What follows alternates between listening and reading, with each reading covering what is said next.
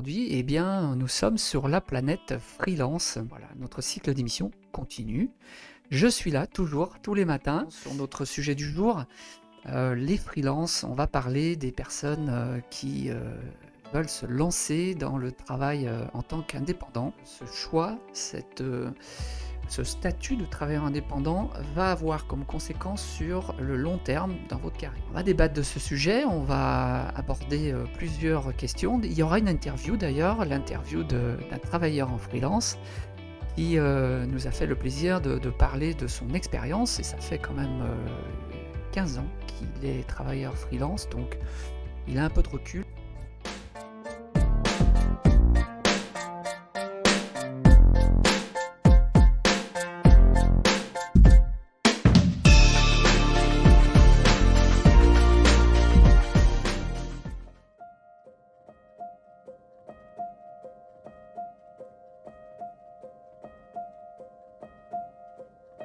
Justement sur ce choix et les conséquences sur sa carrière. La décision de se lancer en freelance est une décision qui nécessite un certain nombre de paramètres au départ. C'est pas simple. Sur les questionnements justement de la mise en route des premières étapes, en tout cas des étapes nécessaires et vraiment importantes pour commencer à lancer un projet en tant que freelance et se lancer dans le monde du freelance. Le monde du freelance vous attire? Point d'interrogation? Si oui, alors sachez que c'est un monde pas si simple que ça. Avec ce statut vient aussi un certain nombre d'inconvénients qu'on n'a pas toujours anticipés au début. Donc c'est un peu le sujet aujourd'hui, je vais essayer de vous donner des pistes. Attention, être freelance, c'est une décision importante. D'abord sur le plan de carrière. Il y a aujourd'hui une grande vague de personnes qui prennent le statut freelance.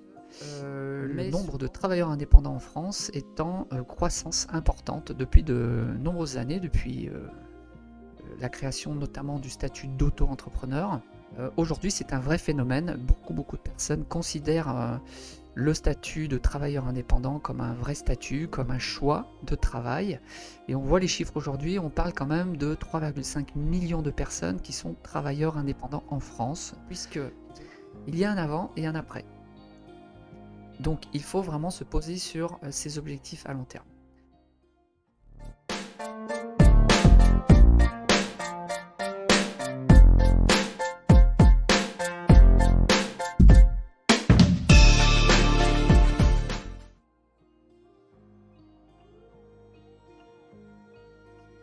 Bonjour Fred, donc tu es en freelance depuis plusieurs années. Est-ce que tu peux nous expliquer déjà depuis combien d'années et dans quel contexte tu as décidé de te lancer en tant qu'indépendant? J'ai commencé j'ai créé la société en 2007, en fait par un concours de circonstances, parce que je travaillais dans une SS2I depuis depuis quelques années, et puis ils ont fermé leur antenne à Lille et Sofia à l'époque, parce qu'il y a une SS2I nationale. Et donc en fait, ce qui s'est passé, c'est que comme j'avais un bon contact avec le client, j'ai pu bénéficier. Le client a souhaité que je continue à travailler avec lui. Et donc je me suis orienté vers une société de portage. Donc la société de portage m'a vraiment permis de pouvoir à la fois être indépendant, mais tout en ayant un petit peu cette assurance. Ça m'a bien aidé. Puis une fois que je me suis bien rodé, que j'ai vu que finalement j'avais engrangé un petit peu de trésorerie, puisqu'au début il faut toujours faire un peu de trésorerie, et ben je me suis dit que j'allais me mettre à mon compte. Et donc je suis passé du portage donc d'abord à une URL, puis ensuite à une STU. D'accord, alors donc le travail en indépendant prenait un petit peu son élan, je suppose, dans ton secteur d'activité, les nouvelles technologies. Est-ce que aujourd'hui tu constates qu'il y a beaucoup on va dire, de prestataires dans le secteur des nouvelles technologies qui choisissent ce type de profil, ou comment tu vois les choses, comment les choses évoluent actuellement? Je dirais que ça reste toujours le même problème. Ça n'a pas changé depuis 15 ans. À savoir que quand on veut se mettre à son compte, le plus difficile pour moi, c'est de trouver le client. Donc ce qui est intéressant dans ton parcours, c'est qu'à partir du moment où tu as décidé de sortir d'un poste de salarié, tu es rentré en tant que, on va dire, indépendant.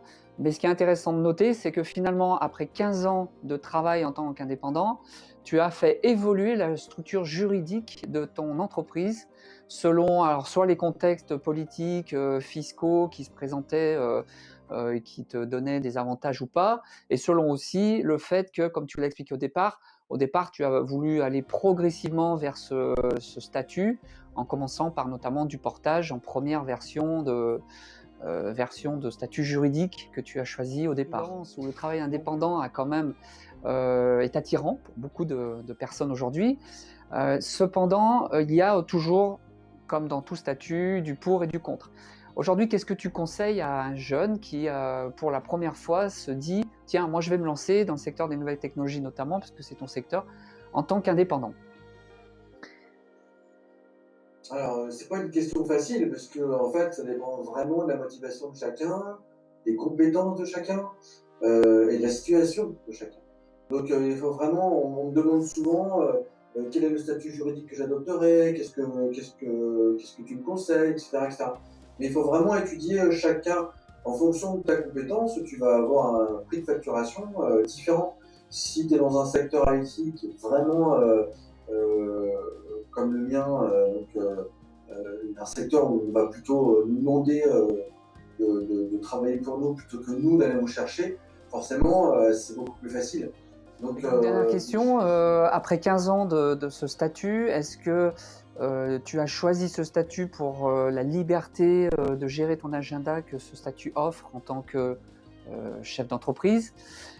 Est-ce que tu souhaites continuer encore longtemps, ou est-ce que tu penses que un jour tu sortirais de cette formule ou pas?